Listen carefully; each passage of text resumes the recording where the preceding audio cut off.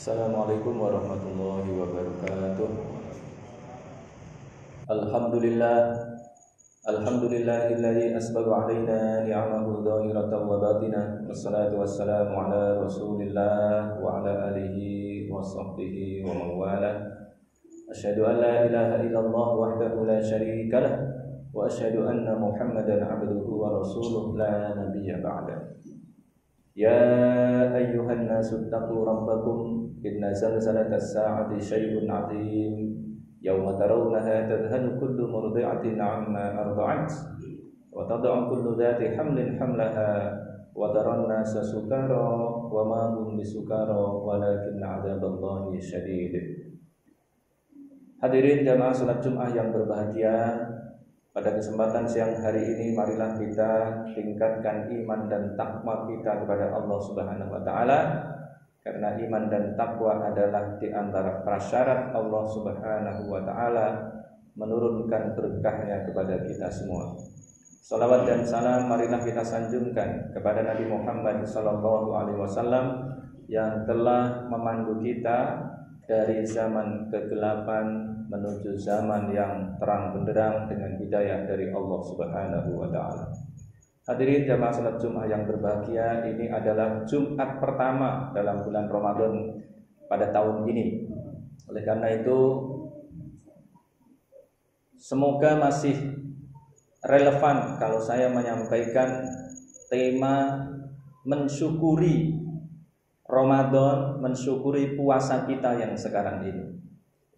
Kenapa kita mesti mensyukuri puasa kita yang sekarang ini? Karena puasa kita ini sesungguhnya adalah puasa yang sudah dikorting 50%. Ya, bisa dikatakan hampir 50%. Kurang dari 50%, tapi hampir 50%.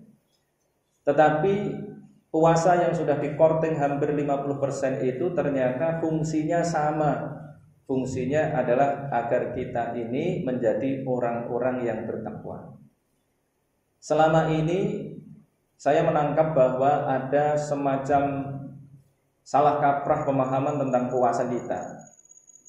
Mungkin lebih tepatnya benar tapi kurang tepat memahami puasa kita sekarang ini. Jadi tadi salah kaprah atau istilah paling lunaknya adalah benar tapi tidak tepat. Misalnya setiap kali menjelang Ramadan atau awal-awal Ramadan yang dibaca adalah Ya ayyuhalladzina amanu kutiba alaikumusyamu kama kutiba alal ladzina min qablikum la'allakum tattaqun. Bahkan sering saya dengar yang dibaca cuma itu aja, tidak dilanjutkan sampai pada ayat 187. Itu tadi 183 surat Al-Baqarah.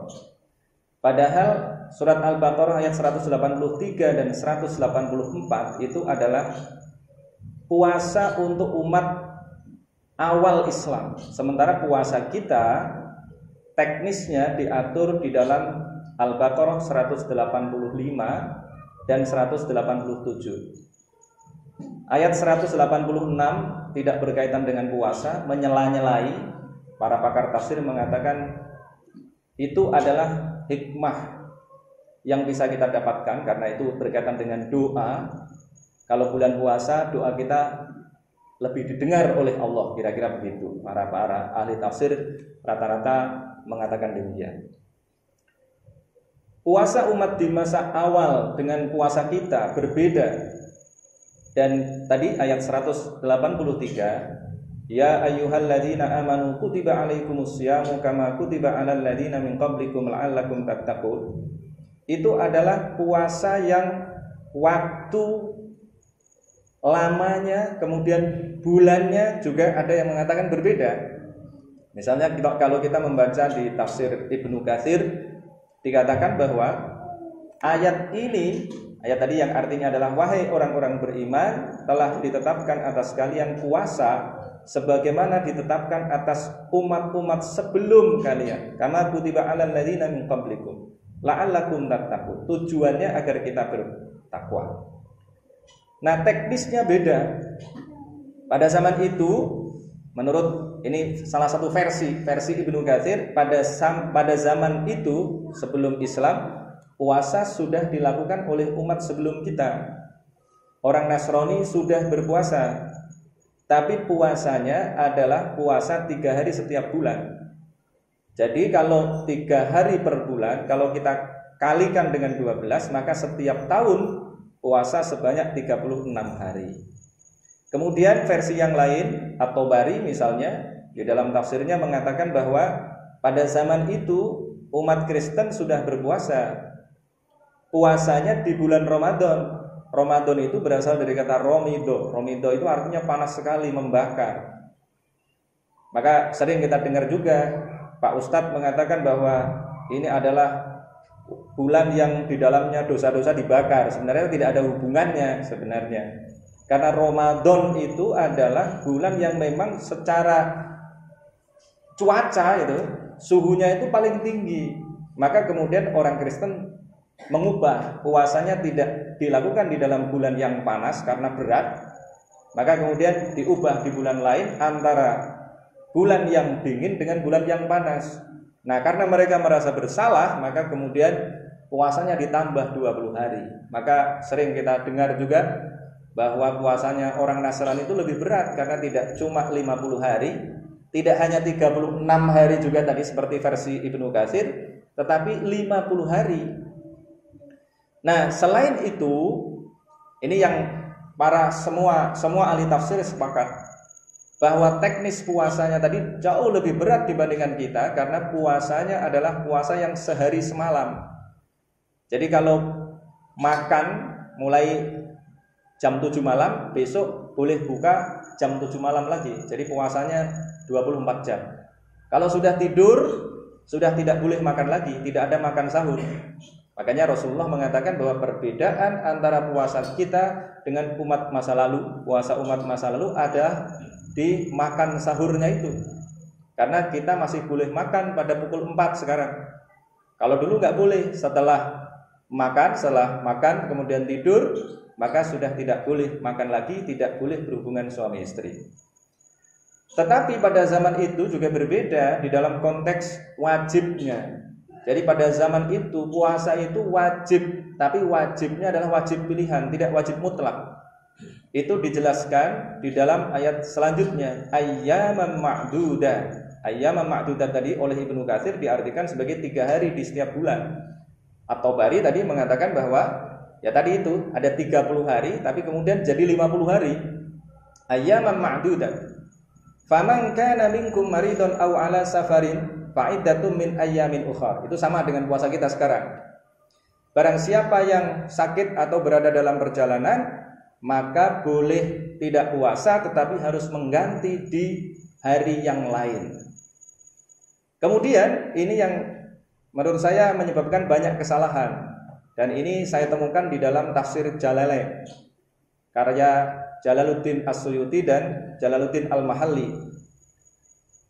Beliau mengartikan wa 'alal ladzina yutiqunahu, itu ditafsirkan dengan wa 'alal ladzina la yutiqunahu. Nampaknya ada sedikit perbedaan pandangan di sini. Arti aslinya adalah wa 'alal ladzina yutiqunahu fidyatun ta'am miskin. Kalau ini ditemukan tadi di dalam tafsir Ibnu Katsir dan di dalam tafsir At-Tabari, dikatakan bahwa kalau ada orang yang sebenarnya mampu puasa tetapi dia tidak mau puasa, boleh. Pada zaman awal tuh boleh tidak puasa. Syaratnya apa? Fidyatun ta'am miskin, memberikan makan kepada satu orang miskin. Salah satu qiraah ada wa 'alal ladzina yutiqunahu fidyatun ta'amu masakina. Kalau di masjid-masjid itu biasanya kalau membaca ayat ini biasanya tidak fidyatun ta'am miskin, tapi fidyatun ta'ami masakina. Tapi kalau lihat konteksnya, yang paling pas sesuai dengan logikanya itu wa 'alal ladzina yutiqunahu fidyatun ta'amu miskin. Karena kemudian dilanjutkan dengan faman tatawwa'a khairan fahuwa khairul lah. Tetapi barang siapa yang memberikan makan lebih dari satu orang miskin, itu lebih baik. Nah, kemudian di ujungnya adalah wa antasumu khairul lakum in kuntum ta'lamun. Tetapi kalau kalian puasa itu lebih baik. Jadi mungkin bapak-bapak kalau hidup di zaman awal Islam, kalau kaya milih tidak puasa, dan itu tidak dosa. Tetapi tadi disebutkan di ujung ayatnya wa antasumu khairul lakum in kuntum ta'lamun. kalian berpuasa itu lebih baik dibandingkan tidak berpuasa, walaupun bayar fidyah tadi, jika kalian mengetahui. Nah, kenapa kemudian terjadi perubahan? Karena ternyata dalam melaksanakan puasa yang sehari semalam tadi, banyak sahabat yang tidak sukses. Banyak sahabat yang mengalami batal. Ini tidak hanya terjadi di kalangan awam, tetapi juga terjadi di kalangan elit sahabat. Ya setidaknya keluarga elit sahabat. Kalau kalangan biasa, misalnya kita temukan kalau di dalam tafsirnya Ibnu Katsir, misalnya itu diceritakan ada sahabat yang pekerjaannya berat. Pekerjaannya kalau di sini ya petani. Dia bekerja di kebun kurma, siang-siang panas begitu. Kita bisa membayangkan Mekah itu seperti apa, Madinah seperti apa pada zaman itu. Ya Arabia itu seperti apa. Itu kan berat sekali. Nah, dia bekerja berat itu kemudian pulang mau buka puasa. Oleh istrinya dikasih tahu bahwa sudah tidak ada makanan lagi. Salah satu versi ceritanya begitu. Kemudian istrinya nyari makanan. Pulang ternyata Qais bin Sirmah ini, ada yang mengatakan Qais bin Sirmah, ada yang mengatakan namanya Abu Sirmah. Ketika dia pulang, istrinya pulang, Qais bin Sirmah ini sudah tidur. Maka nggak boleh makan. Maka kemudian besoknya ketika dia bekerja, dia kelelahan, kepayahan. Bahkan ada yang mengatakan dia kemudian pingsan. Maka puasanya jadi batal. Nah, kemudian ada versi lain. Ini kalangan elit sahabat. Terjadi pada Umar bin Khattab. Umar bin Khattab ketika habis sholat maghrib masih diskusi dengan Rasulullah, pulang mau buka dia. Di antara buka itu ya melakukan hubungan seksual. Nah, ketika itu ternyata istrinya sudah tidur. Ketika diajak berhubungan suami istri, istrinya mengatakan, saya sudah tidur. Berarti sudah nggak boleh lagi melakukan hubungan suami istri karena sudah tidur. Sementara Umar bin Khattab belum. Maka kemudian terjadi hubungan suami istri, Umarnya nggak batal, tetapi istrinya batal. Nah, kejadian-kejadian ini kemudian dilaporkan kepada Rasulullah dan kemudian ada kenikmatan bagi kita, yaitu perubahan teknis puasa. Perubahannya ada di ayat 185. Syahrul Ramadan alladzi unzila fihil Qur'an hudan linnasi wa bayyinatin minal huda wal furqan. Nah, ini kemudian faman syahida minkumus syahra falyasumhu. Ini yang menunjukkan bahwa puasa menjadi wajib mutlak, enggak boleh lagi milih-milih. Walaupun kaya tetap wajib puasa. Syahrul Ramadan alladzi unzila fihil Qur'an hudan linnas wa bayyinatin minal huda wal furqan. Bulan Ramadan adalah bulan yang di dalamnya diturunkan Al-Qur'an. Singkatnya begitu artinya. Kemudian faman syahida minkumus syahra falyasumhu. Maka barang siapa hadir menyaksikan hidup pada zaman Ramadan, pada bulan Ramadan, maka hendaklah dia puasa. Lam di sini namanya lam amar yang menunjukkan, yang artinya adalah kewajiban mutlak. Falyasumhu. Maka orang itu wajib untuk puasa, tidak boleh ditawar-tawar. Tapi keringanannya masih. Wa man kana maridun aw ala safarin fa'iddatum min ayyamin ukhar. Kalau sakit, kalau dalam perjalanan boleh. Misalnya kalau saya atau asli Rembang itu perjalanan Rembang Kudus itu sudah boleh tidak puasa. Jadi kalau bapak-bapak dan saudara-saudara pengen tidak puasa boleh, silahkan lakukan perjalanan. Yang penting bukan perjalanan maksiat. Disengaja pun nggak apa-apa. Yang penting tidak perjalanan untuk maksiat. Jadi kalau pengen silahkan lakukan perjalanan. Nah, di situ ada keringanan untuk tidak puasa. Jadi kalau ada orang tidak puasa di bulan Ramadan, jangan curiga dulu bahwa dia tidak puasa. Bukan tidak puasa maksudnya karena maksiat pada Allah, bukan. Tetapi karena mungkin dia dalam perjalanan. Itu kemudian dilanjutkan dengan yuridullahu bikumul yusra wala yuridu bikumul usra. Nah, karena sudah terjadi perubahan tadi bulan Ramadan, kemudian dikatakan oleh Allah Subhanahu wa taala bahwa itu adalah keringanan. Yuridullahu bikumul yusra wala yuridu bikumul usra. Allah menginginkan untuk kalian kemudahan dan tidak menginginkan kesulitan. Kenapa begitu? Walitukmilul iddata walitukabbirullaha ala ma hadakum wa la'allakum tashkurun. agar kita ini bisa menyempurnakan hitungan tadi 30 hari kalau puasanya sehari semalam, jangan-jangan banyak yang tidak sukses dalam puasa, tidak sempurna 30 hari. Walitukmilul iddata walitukabbirullaha ala ma hadakum, dan agar kalian bisa mengagungkan Allah. Ini ayat tentang takbiran. Walitukabbirullaha ala ma hadakum wala'allakum tashkurun, dan agar kalian bersyukur. Maka tema kita pada siang hari ini tadi itu mensyukuri puasa, karena memang harapan Allah dalam tanda kutip ya. Kenapa dilakukan pemangkasan selama separuh hari ya semalamnya, berarti itu agar wala'allakum tashkurun. Syahrul Ramadan alladzi unzila fihil Qur'an hudal linnas wa bayyinatin minal huda wal furqan faman syahida minkumus syahra falyasum wa man kana maridan aw ala safarin fa'iddatun min ayyamin ukhar yuridullahu bikumul yusra wa la yuridu bikumul usra walitukmilul iddata walitukabbirullaha ala ma hadakum wala'allakum tashkurun. Kemudian disusul dengan ayat 186 yang tadi saya katakan tidak ada kaitannya dengan puasa, ini kaitannya dengan doa. Maka kita banyak berdoa dalam bulan puasa. Wa idza sa'alaka ibadi anni fa inni qarib ujibu da'watad da'i idza da'ani falyastajibu li wal yu'minu bi la'allahum yarshudun. Kemudian baru dilanjutkan ayat panjang di ayat 187. Uhilla lakum lailatas siyamir rafatsu ila nisaikum hunna libasul lakum wa antum libasul lahun alimallahu annakum kuntum takhtanuna anfusakum fataba 'alaikum wa 'afa 'ankum fal'ana bashiruhunna wabtaghu ma kataballahu lakum wa kulu washrabu hatta yatabayyana lakumul khaytul abyadu minal khaytil aswadi. Tadinya ayatnya begitu dok. Tapi kemudian terjadi banyak salah paham lagi, maka kemudian ditambah oleh Allah Subhanahu wa taala, diturunkan lagi minal fajr. Summa atimmus siyama ilal lail wa la tubashiruhunna wa antum aakifuna fil masajid tilka hududullahi fala taqrabuha kadzalika yubayyinullahu ayatihi lin-nasi la'allahum yattaqun. Ujungnya masih yattaqun. Tadi la'allakum tattaqun, ini la'allahum yattaqun. Berarti puasa yang panjang tadi dengan puasa yang sudah dikorting hampir 50% tujuannya sama. Ini penjelasan bahwa malam harinya kemudian boleh makan, boleh melakukan hubungan seksual. Uhilla lakum lailatas siyamir rafatsu ila nisaikum. Dihalalkan bagi kalian. Ar-rafats itu artinya adalah melakukan hubungan suami istri. Ila nisaikum, dengan istri-istri kalian. Karena ini khitabnya kepada laki-laki. Kenapa begitu? Hunna libasul lakum wa antum libasul lahun. Digambarkan di dalam Al-Qur'an, mereka adalah pakaian bagi kalian dan kalian adalah pakaian bagi mereka.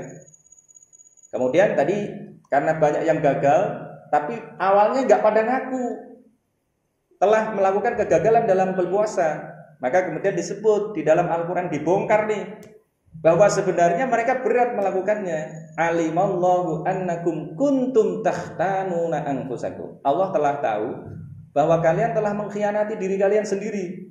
Sok-sokan kuat tapi sebenarnya nggak kuat. Alimallahu annakum kuntum takhtanuna anfusakum fataba alaikum. Tetapi Allah telah menerima tobat kalian, wa'afa ankum, dan memberikan maaf pada kalian. Kemudian ini ada perintah fal'ana bashiruhunna. Tadinya nggak boleh menggauli istri. Sekarang diperintah malah fal'ana bashiruhunna. Maka sekarang gaulilah istri-istrimu, gaulilah mereka. Tapi ini perintahnya bukan perintah wajib. Kalau perintahnya wajib nanti malam hari berhubungan seksual semua. Ini perintahnya adalah perintah tanda boleh, bukan perintah wajib. Fal'ana bashiruhunna wabtaghu ma kataballahu lakum. Dan carilah apa yang telah ditetapkan oleh Allah untuk kalian.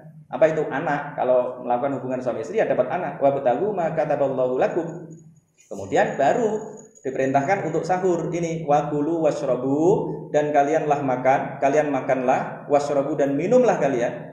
Hatta yatabayyana lakumul khaytul abyadu minal khaytil aswadi, sehingga menjadi jelas antara benang putih dari benang hitam. Nah, para sahabat memahami ayat ini secara literal. Mereka kalau makan malam mengikat tali hitam dan putih di kaki mereka. Kalau masih kelihatan hitam semua, berarti masih makan.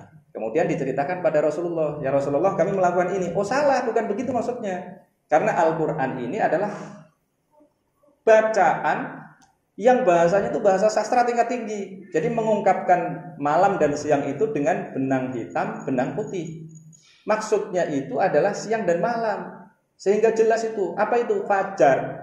Maka kemudian diturunkan minal fajar. Nah, setelah itu dilanjutkan lagi, summa atimmus syiyama ilal lail. Kemudian kalian sempurnakanlah puasa sampai malam. Malam ini kemudian terjadi perbedaan lagi.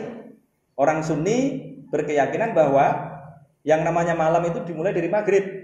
Tapi Syiah tidak. Syiah itu malam itu walaili idza yaghsha. Ketika sudah gelap, nah itu disebut sebagai malam. Maka kalau saya di Jakarta itu sering kalau buka puasa bersama, saya amati itu kalau ada yang nggak langsung makan, ada nggak langsung makan, nah mungkin ini Syiah. Nah, mereka menunggu sampai malam. Summa atimmus syiyama ilal lail. Tapi dosa apa enggak? Sah apa enggak? Ya sah. Maghrib tidak makan, ya malah sah gitu. Ya bukan malah sah istilahnya. Ya sah, tetap sah aja. Summa atimmus syiyama ilal lail. Wala tubashiruhunna wa antum aakifuna fil masajid. Dan janganlah menggauli mereka, istri-istri kalian, sedangkan kalian sedang iktikaf di masjid. Nah ini mungkin kita jadi membayangkan bagaimana bisa di masjid melakukan hubungan seksual dengan istrinya. Bukan begitu. Maka kemudian terjadi perbedaan lagi. Masjid yang dimaksudkan di sini adalah masjid, ya masjid di rumah kita, tempat sujud, sajadah kita itu. Rasulullah kan sholatnya kadang-kadang di kamar juga. Sampai suatu ketika Ibu Aisyah kehilangan Rasulullah. Tadinya tidur bersama, kemudian pada saat melek malam kok tidak ada. Dicari-cari, digerayangi kalau bahasa Semarang tuh. Digerayangi ternyata ketangkep tuh kakinya. Oh, Nabi Muhammad sedang sholat, sedang sujud. Pada saat itu kakinya berdiri dan jari-jarinya menghadap ke kiblat. Nah, dari situlah kita tahu bahwa cara sujud itu begitu. Nah, itu wala tubashiruhunna wa antum aakifuna fil masajid. Tilka hududullahi fala taqrabuha. Kadzalika yubayyinullahu ayatihi lin-nasi la'allahum yattaqun. Itu adalah aturan dari Allah. Nah, kita harus melakukannya, dan kalau kita melakukannya semoga kita menjadi orang bertakwa. Walaupun sudah dikorting hampir 50%, tapi tetap tidak mengurangi fungsi puasa untuk membuat kita jadi orang bertakwa. Barakallahu li wa lakum bima fihi minal ayati wa dzikril hakim wa taqabbala minni wa minkum tilawatahu innahu huwas samiul alim.